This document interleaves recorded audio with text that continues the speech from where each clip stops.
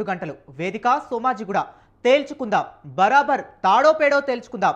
రైతాంగానికి 10 ఏళ్ల పాలనలో మేం ఏం చేశామో, ఏడాది పాలనలో మీరు ఏం చేశారో మాట్లాడుకుందాం. లెక్కలు తేలాల్సిందే. తెలంగాణ సమాజానికి వాస్తవాలు తెలియాల్సిందే.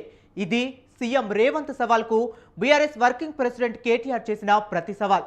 ఎల్బీ స్టేడియం వేదికగా రేవంత్ చేసిన కామెంట్స్ కు బీఆర్ఎస్ రియాక్ట్ అవడంతో తెలంగాణ పొలిటికల్ స్క్రీన్ మరింత వేడెక్కింది.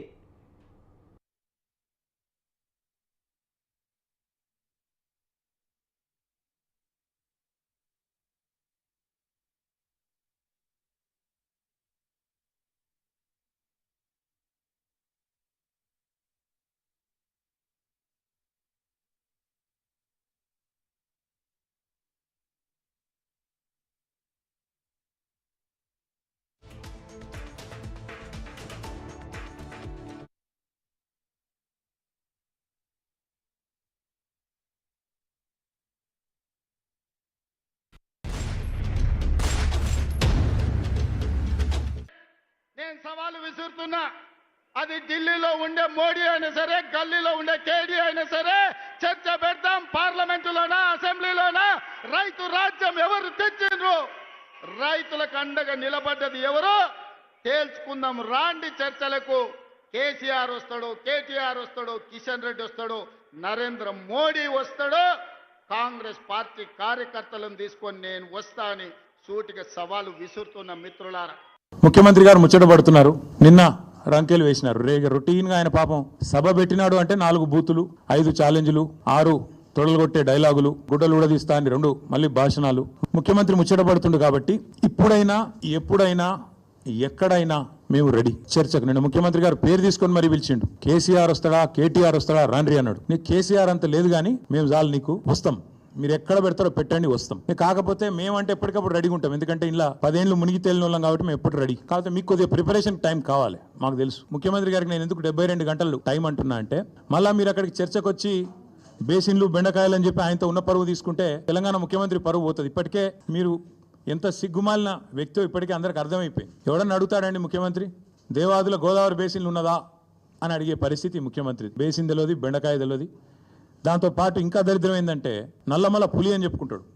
నల్లమల తెలంగాణలోనే ఉంది కదా అని అడుగుతాడు మీటింగ్లో. అంటే ఇంత నికృష్టమైన వ్యక్తి కాబట్టే కొద్దిగా ప్రిపేర్ అయ్యేందుకు టైం లేదు. ముఖ్యమంత్రి గారు కనుక ముచ్చటపడి లేలే మా సొంత ఊరికే రండి కొండారెడ్డిపల్లి కంటే అక్కడికైనా వస్తాం, లేదు మా సొంత నియోజకవర్గం కొడంగల్లో పెడతాను నేను అంటే నీ ఇష్టం అక్కడైనా పెట్టు, లేదు మా నాయకుడు కేసీఆర్ గారి సొంత ఊరు చింతమడకకు వస్తావా అక్కడ రెడీగా ఉంటాం, లేదు మా నాయకుడు కేసీఆర్ గారి నియోజకవర్గం గజ్వేలు అక్కడికి వస్తావా నీ ఇష్టం, ఊరు నీ ఇష్టం, ప్లేస్ నీ ఇష్టం, సమయం డేటు అన్ని నీ ఇష్టం, నేను రెడీ. మా పార్టీ తరఫున నీ సవాళ్ళను. ఎన్నికల టైంలో రాహుల్ గాంధీ వరంగల్ వేదికగా ప్రకటించిన రైతు డిక్లరేషన్లో ఒక్క హామీ అయినా అమలైందా అని ప్రశ్నించారు కేటీఆర్. 50,000 కోట్ల రుణమాఫీని 12,000 కోట్లకు కుదించి చేతులు దులుపుకున్నారని మండిపడ్డారు ఆయన. రైతు డిక్లరేషన్ మీ రాహుల్ గాంధీ వరంగల్కి వచ్చి ఇన్ని మాటలు చెప్పిండు. ఒక్కటని అమలైందా? ఇంట్లో ఒకటేసారి రుణమాఫీ అన్నారు.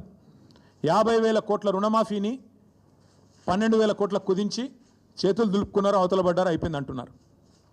12,000 కోట్లు దాటలు ఇంకా ఈరోజు కూడా. మళ్ళీ మాట్లాడితే సిగ్గు లేకుండా 21,000 కోట్లు అని చెప్తారు.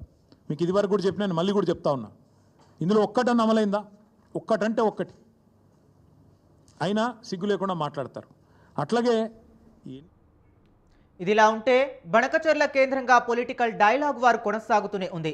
తెలంగాణ రైతుల గొంతు కోసి చంద్రబాబు గోదావరి నీళ్లను తీసుకెళ్తుంటే మీరు ఎలా వంత పడుతున్నారో తెలంగాణ సమాజం చూస్తలేదా అంటూ సర్కార్కు అటాక్ చేశారు కేటీఆర్.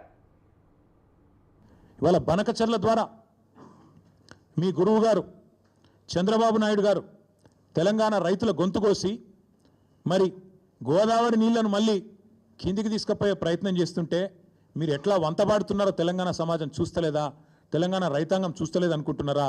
ఈ జలదోపిడిని అడ్డుకునే ప్రయత్న భాగంలో మీరు ఎట్లా ఆంధ్ర ప్రయోజనాలకు వంతబాడుతున్నారో ఇవాళ తెలంగాణ సమాజం చూస్తలేదు అనుకుంటున్నారా? ఇందిరమ్మ రాజ్యంపై సీఎం రేవంత్ చేసిన వ్యాఖ్యలపైన కేటీఆర్ స్పందించారు. ఇందిరమ్మ రాజ్యం అంటే కాలిపోయిన మోటార్లు, పేలిపోయిన ట్రాన్స్ఫర్లు అంటూ విమర్శనాస్త్రాలు సంధించారు. ఇందిరమ్మ రాజ్యం అన్నో ఇందిరమ్మ గొప్పతనం తెలవాలంటే గుడ్డలు కూడా తీసుకొట్టాలన్నావు. ఇందిరమ్మ గొప్పతనం ఏంది, ఇందిరమ్మ రాజ్యం గొప్పతనం ఏంది నీది అంటే కాలిపోయిన మోటార్లు, పేలిపోయిన ట్రాన్స్ఫార్మర్లు, ఎరువుల కోసం, విత్తనాల కోసం లైన్లలో మళ్ళీ చెప్పులు. నువ్వే చెప్పినావు, నీ పార్టీ చెప్పింది, మా కోటేయండి, మార్పు తెస్తాం, ఆనాటి రోజులు తెస్తాం అన్నావు. నిజంగానే తెచ్చినావు. ఇవాళ ఎరువుల కోసం, విత్తనాల కోసం ఇవాళ రాష్ట్ర వ్యాప్తంగా నీ చేతగాని ప్రభుత్వం, నీ అసమర్థ ప్రభుత్వం రైతులను కాల్చుక తింటున్న మాట వాస్తవం కాదా?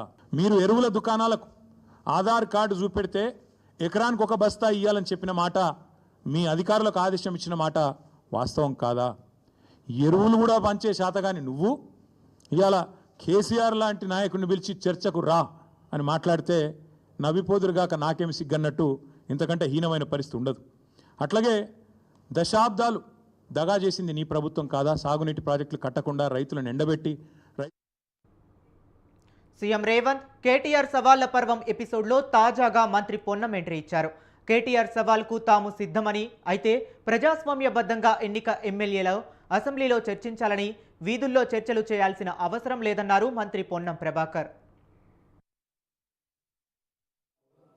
రాష్ట్రంలో కాంగ్రెస్ చేపడుతున్న పథకాలకు సంబంధించి బాధ్యత గల ప్రతిపక్ష నాయకుడు గౌరవ స్పీకర్ గారికి లేఖ రాస్తే శాసనసభ వేదికగా మేము చర్చకు సిద్ధమని, లేదా జరిగే శాసనసభ సమావేశంలో ఏ విధంగానైనా మేము చర్చకు అర్ధరాత్రి వరకు కూడా సభను నడుపుతూ అవకాశం ఇస్తా ఉన్నాం.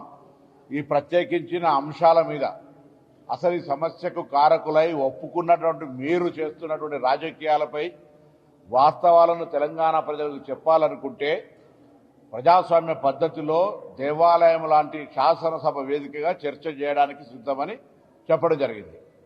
మరి గౌరవ శాసనసభ్యుడు, ప్రజాస్వామ్యంలో ప్రజలతో ఎన్నికైన శాసనసభ్యుడు చర్చ చేయాల్సినటువంటి శాసనసభ కాదని పాత్రికేయులకు సంబంధించిన కార్యాలయమైనటువంటి బషీర్బాగ్ ప్లస్కు వస్తారా అని సవాల్ చేస్తా ఉన్నాడు. ఒకవేళ ప్రెస్ క్లబ్ వాళ్ళే ప్రభుత్వంకు సంబంధించి మీతో మాతో కలిపి చర్చ చేయాల్సుకొని వాళ్ళు ఆహ్వానిస్తే తప్పకుండా వస్తాం. అది ప్రెస్ క్లబ్ యొక్క అసెట్. అది మీరు అక్కడ బహిరంగ చర్చకు పిలవడానికి అవకాశం కానీ అది సరి అయినటువంటి విధానం కాదు. మీకు శాసనసభ్యుడిగా హోదా, ప్రజలిచ్చిన అవకాశంకు చర్చ చేసేటువంటిది శాసనసభ.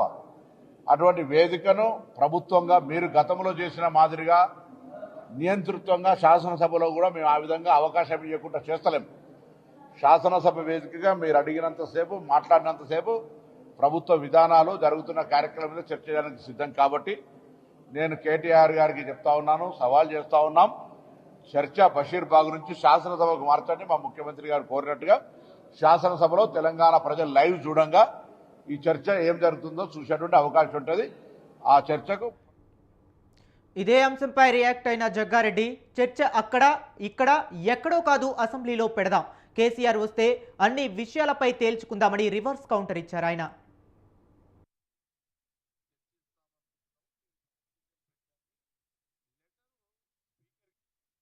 ప్రతిపక్ష హోదాలున్న కేసీఆర్ గారు అసెంబ్లీ పెట్టండి, నేను చాలా సమస్యలు ఉన్నాయి, అవన్నీ కూడా అసెంబ్లీలో చర్చిస్తామనుకుంటున్నాము, మీరు సమావేశాలు పెట్టండి లెటరు స్పీకర్కి రాస్తారు. ఇక్కడ తెలంగాణ ఇప్పుడేం జరుగుతుందంటే ముఖ్యమంత్రి గారే, రేవంత్ రెడ్డి గారే ప్రతిపక్ష నాయకుడు ఆహ్వానిస్తున్నాడు. కేటీఆర్ గారు మీకు పదే పదే పదే అంటున్నారు, మాట్లాడుతున్నారు కదా. రేవంత్ రెడ్డి గారు ఏమంటున్నారు, కాంగ్రెస్ పార్టీ ఏమంటున్నది, అసెంబ్లీ పెడదాం రండయ్యా అని ఈయన అడుగుతుంటే కంట్రీ క్లబ్కు రా, ప్రెస్ క్లబ్కు రా, బోర్డ్స్ క్లబ్కు రా అని అసెంబ్లీ ఎందుకు ఉన్నది? మరి ఇవన్నీ తీసేసి మరి ఆడే కూర్చోండి రోజు. కళ్ళు దుకాణానికి ఒకటి రా అని చెప్పలేడు ఆయన. అసెంబ్లీ ఎందుకు మరి? ఈ బిల్లు, అసెంబ్లీ, ఈ చట్టం ఎందుకు, అసెంబ్లీ ఎందుకు, ఇవన్నీ ఎందుకు, ఎమ్మెల్యేలు ప్రజలు ఎందుకు, ఓట్లు ఎందుకు, అసెంబ్లీ ఎందుకు? అదే ఇంత సిన్సియర్ గా సీఎం రేవంత్ రెడ్డి గారు రానాయన బొట్టి పెట్టి కేసీఆర్ చెప్తుంటే, అడుగుతుంటే క్లారిటీ వస్తుంది కదా. ముఖ్యమంత్రిగా రేవంత్ రెడ్డి గారు ఏం మాట్లాడతారు, ఏం వివరణ ఇస్తారు, ఏం చెప్తారు, ఇరిగేషన్ మినిస్టర్ ఉత్తమ్ కుమార్ రెడ్డి గారు ఏం మాట్లాడతారు, కేసీఆర్ గారు నువ్వేం అడదలుచుకున్నావు అడుగు. ఇవన్నీ వదిలే కేటీఆర్ గారు ఇక ఈ కళ్ళు బొల్లి మాటలు మాట్లాడకి అన్నీ అయిపోయినాయి ఇవన్నీగా. ఓవరాల్గా అధికార ప్రతిపక్షాల మధ్య డైలాగ్ వార్ తారాస్థాయికి చేరింది. మరి 8న సోమాజిగూడలో చర్చకు కాంగ్రెస్ వెళ్తుందా? లేక కేసీఆర్ వస్తే అసెంబ్లీలో చర్చించుకుందామన్న హస్తం పార్టీ ప్రతిపాదనకు బీఆర్ఎస్ ఓకే చెప్తుందా అనేది వేచి చూడాలి. చెప్పిండు ఒక్కటన